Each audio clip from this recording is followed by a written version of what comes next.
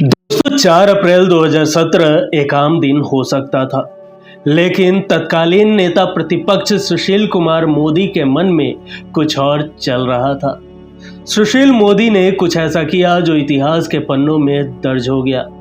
एक press conference थी।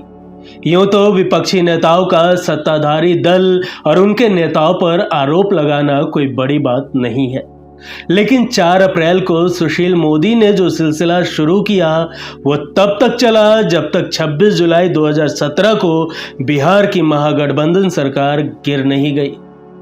लालू यादव का साथ छोड़कर नीतीश कुमार ने एक बार फिर एनडीए के साथ सरकार बनाई और सुशील कुमार मोदी नेता प्रतिपक्ष से फिर उप मुख्यमंत्री बन गए। नमस्कार, आप देख रहे हैं मोटिवेशन की। दोस्तों, आज के इस एपिसोड में हम जानेंगे कि आखिर कैसे बिहार के सबसे मजबूत पार्टी के सुप्रीमो लालू यादव की नींव को दिवंगत नेता सुशील कुमार मोदी ने हिलाकर रख दिया था और क्यों की थी लालू यादव के खिलाफ 101 प्रेस कॉन्फ्रेंस। दोस्तों, लालू यादव और सुशील कुमार मोदी कॉलेज के दिनों से ही साथ थे। दोनों ने छात्र राजनीति से अपने पॉलिटिकल करियर की शुरुआत की। हालांकि शुरू से ही दोनों नेताओं की विचारधारा अलग रही। कॉलेज के समय में जब लालू यादव छात्र संघ के प्रेसिडेंट हुआ करते थे, तब सुशील मोदी जनरल सेक्रेटरी हुआ करते थे। दोस्तों, एक इंटरव्यू में छपे लेख में senior journalist love Kumar Mishra बताते हैं कि लालू यादव और उनके परिवार के द्वारा किए गए भ्रष्टाचार के मामलों को लेकर सुशील मोदी शुरू से मुखर रहे। सुशील मोदी की 4 अप्रैल 2017 को हुई पहली प्रेस कॉन्फ्रेंस में पटना के सगुना मोड़ के पास बन रहे एक मॉल की मिट्टी को अवैध तरीके से पटना जू को बेचने का आरोप लगाया था। ये जमीन और उस पर बन रहा मॉल लालू परिवार से जुड़ा था। उस समय लालू के बड़े बेटे तेज प्रताप यादव बिहार के पर्यावरण मंत्री थे। इसके बाद तो दस्तावेजों के साथ लालू परिवार पर भ्रष्टाचार, घोटालों और बेनामी संपत्ति के आरोपों का सिलसिला शुरू हुआ। 5 मई को तेज प्रताप के ऊपर गलत तरीके से पेट्रोल पंप आवंटन का आरोप हो, या फिर 20 जून की प्रेस कॉन्फ्रेंस में राबड़ी देवी पर 18 फ्लैट्स की मालकिन होने का आरोप, सुशील मोदी ने लालू परिवार पर लगातार हमला जारी रखा। 4 जुलाई को तेज प्रताप को महज 3 साल 8 महीने की उम्र में दान में मिली 13 एकड़ जमीन का आरोप लगाकर सुशील मोदी ने हंगामा खड़ा कर दिया। यह जमीन मौजूदा शिवहर सांसद रमा देवी ने दान की थी। तब वो घरेलू महिला हुआ करती थी और उनके पति ब्रज बिहारी प्रसाद लालू प्रसाद यादव के मंत्रिमंडल में विज्ञान एवं प्रौद्योगिकी मंत्री हुआ करते थे। जमीन दान करने की डीड में लिखा था, तेज प्रताप रमा देवी का प्यारा है, जिन्हें रमा देवी बहुत प्यार व मोहब्बत करती हैं। तेज प्रताप भी रमा देवी की खुशी का ख्याल रखते हैं। तेज प्रताप नाबालिग है, फिर भी जहां तक संभव होता है रमा देवी की सेवा शुश्रूषा करते हैं। इस कारण रमा देवी ने तेज प्रताप को गिफ्ट की। सुशील कुमार मोदी के 101 प्रेस कॉन्फ्रेंस के इस वर्ल्ड रिकॉर्ड में उन्होंने यह भी बातें सामने लाई कि कैसे लालू यादव ने मंत्री पद के लिए भी जमीन का सौदा किया था। सुशील कुमार मोदी ने अपने 101 प्रेस कॉन्फ्रेंस में डॉक्यूमेंट के साथ बताया था कि लालू यादव ने लोकसभा टिकट के बदले प्रत्याशियों से जमीन और प्रॉपर्टी में डील फिक्स की थी, जिसमें पूर्व केंद्रीय मंत्री कांति देवी और रघुनाथ झा का भी नाम शामिल था।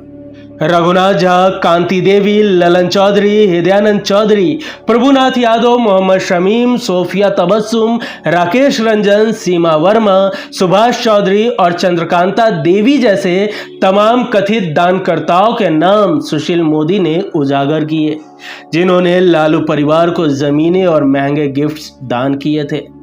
रेल मंत्री रहते नौकरी के बदले जमीन और आईआरसीटीसी घोटालों को लेकर सुशील मोदी ने लालू परिवार पर जमकर हमले किए। ये वो समय था जब नीतीश कुमार को विपक्ष के सवालों का जवाब देते नहीं बन रहा था। करप्शन से समझौता नहीं करने के नारे लगाने वाले नीतीश कुमार के उप मुख्यमंत्री तेजस्वी यादव का नाम भ्रष्टाचार के मामले में आया।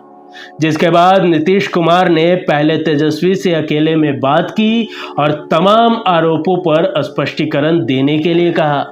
ऐसा ना करने पर 26 जुलाई 2017 को नीतीश कुमार ने महागठबंधन सरकार से इस्तीफा देकर एनडीए के साथ नई सरकार बनाई। सुशील मोदी के हर प्रेस कॉन्फ्रेंस का मुद्दा लालू परिवार और उनसे जुड़े भ्रष्टाचार के आरोप हुआ करते थे। उन्होंने पूरे दस्तावेजों के साथ भ्रष्टाचार के तरीके, उसका दायरा, उससे जुड़े लोग और लालू परिवार की उसमें संलिप्तता को बिंदुवार तरीके से समझाया करते थे। मोदी की प्रेस रिलीज में एक एक चीज की जानकारी इतनी बारीकी से हुआ करती थी कि पत्रकारों को कुछ ज्यादा मेहनत नहीं करनी पड़ती। सुशील मोदी की प्रेस कॉन्फ्रेंस मीडिया की हेडलाइन हुआ करती थी। इसके अलावा सुशील मोदी खुद अपने सोशल मीडिया के जरिए भी लालू परिवार पर लगातार हमले बोलते रहते। सुशील मोदी लगातार ये आरोप लगाते रहे कि बिहार में सत्ता के 15 साल और लालू प्रसाद यादव के रेल मंत्री रहते जमीन लिखवाए गए। उनका कहना था कि मंत्री, विधायक, सांसद या फिर कोई काम कराने या ठेका दिलाने के बदले लालू यादव उनसे जमीन लिया करते थे। लालू यादव के खटाल में काम करने वाले ललन चौधरी और रेलवे में खलासी के पद पर तैनात हृदयानंद चौधरी से लाखों की जमीन लालू परिवार को दान में मिलने का खुलासा भी सुशील मोदी ने ही किया था। लालू यादव को सबसे गहरा जख्म देने वालों में भी सुशील मोदी शामिल रहे। यूं तो लालू प्रसाद यादव और सुशील मोदी के व्यक्तिगत संबंध सामान्य रहे।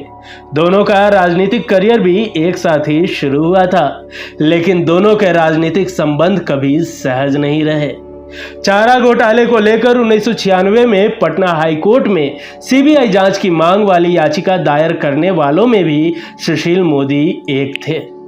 चारा घोटाले में सजा याफ्ता होने के बाद ही लालू का चुनावी राजनीतिक करियर खत्म हो गया। लालू यादव को काफी समय तक जेल में भी रहना पड़ा। फिलहाल वो स्वास्थ्य कारणों से जेल से बाहर है। सुशील मोदी ने लालू लीला नाम से एक किताब भी लिखी है, जिसमें लालू प्रसाद यादव के परिवार से जुड़े सभी कथित घोटालों और अवैध संपत्तियों का सिलसिलेवार ब्यौरा दिया हुआ है। दोस्तों, जब साल 2005 में बिहार में बीजेपी के साथ मिलकर नीतीश कुमार की सरकार बनी तो दोनों ने साथ मिलकर बिहार में एंटी करप्शन ड्राइव चलाया, जो साल 2013 तक सक्सेसफुली चला। नीतीश कुमार और सुशील कुमार मोदी ने मिलकर पूरे बिहार भर में कैंपेन किया था। 2005 से 2013 तक बिहार में एनडीए की सरकार में रहने के बाद जब अचानक नीतीश कुमार ने गठबंधन तोड़ दिया और आरजेडी कांग्रेस का साथ पकड़ा तो सुशील मोदी नीतीश कुमार पर हमलावर हुए। जो सुशील मोदी सीएम कैबिनेट में नीतीश कुमार के इतने करीबी हुआ करते थे, वह अब अचानक हमलावर हुए। उन्होंने विपक्ष में आने के बाद स्वास्थ्य विभाग में हो रहे भ्रष्टाचार पर सवाल खड़े किए। इसके अलावा भारत सरकार की ओर से आ रहे ST/SC स्कॉलरशिप फंड में भी घोटाला पाया था, जिसका उन्होंने पेपर के साथ सबूत पेश करते हुए प्रेस कॉन्फ्रेंस भी किया था। इनके इस कदम से कई घोटाले उजागर हुए और कई लोगों को जेल भी हुई। दोस्तों, एनडीए में नीतीश कुमार की एंट्री के लिए सुशील मोदी हर बार ब्रिज का काम करते रहे। नीतीश कुमार ने साल 2013 में एनडीए का साथ छोड़ आरजेडी और कांग्रेस के साथ बिहार में सरकार बनाई थी। उस वक्त इनकी सरकार अच्छी चली। इसके बाद इन्होंने मिलकर महागठबंधन के साथ लोकसभा का चुनाव लड़ा, जिसमें नीतीश कुमार को बुरी तरह से हार मिली और उन्हें केवल 2 लोकसभा सीटें हासिल हुई।